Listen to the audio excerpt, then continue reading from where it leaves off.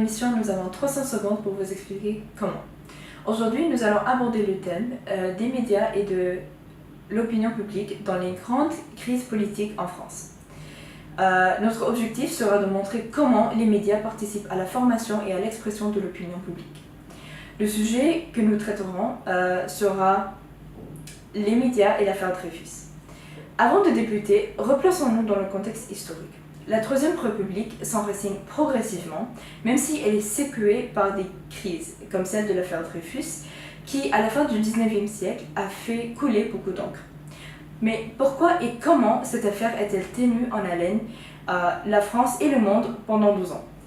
En 1894, le journal Le Figaro révèle l'existence d'une enquête menée au sein de l'état-major de l'armée pour trahison et l'espionnage avec l'Allemagne.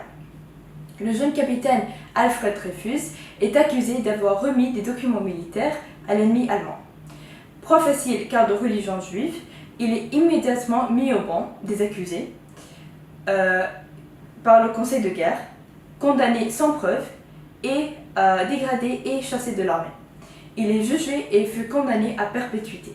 Il faut savoir qu'à cette époque, la France a été traversée par deux grands courants de pensée, le nationaliste conservateur et l'antisémitisme, qui ont contribué à la formation et à la condamnation du jeune officier. Le frère de la victime engage un journaliste pour tenter de médiatiser l'affaire et mener une enquête. En 1896, le contre-espionnage trouve le vrai coupable, mais celui-ci est acquitté.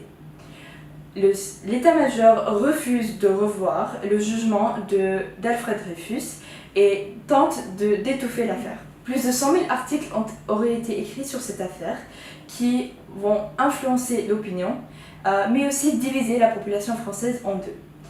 Ils vont se livrer une vraie bataille médiatique à travers d'articles de journaux, des caricatures satiriques et des débats violents.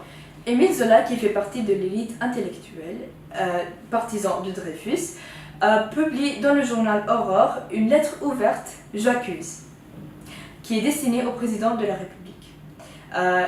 Zola y défend des valeurs de justice et d'équité, mais aussi les défaillances du système judiciaire qui ne s'est pas donné la peine de mener une enquête en bonne et due forme. Il sera lui-même condamné à médiatiser davantage l'affaire. De plus, dans le journal Le Siècle, une affiche a été publiée en 1898 qui s'intitule « Dreyfus est innocent », qui était favorable à la révision du procès. Elle présente les grandes figures intellectuelles et politiques comme Zola, Clemenceau, etc. En revanche, d'autres journaux ont publié des articles qui étaient contre le capitaine. Le Musée des Horreurs a publié une caricature qui était de Dreyfus, qui était pendu et appelé traître.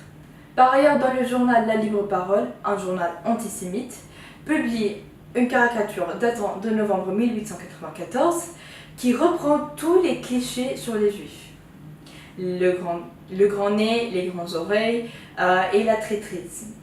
Et en dessus, la phrase « Les juifs, chez nous, en France, seul le sang lave une tache comme ça ». Cette affaire d'espionnage aurait pu être très vite oubliée, mais malheureusement a pris des proportions énormes qui ont fortement influencé l'opinion de la population française jusqu'à diviser celle-ci en deux.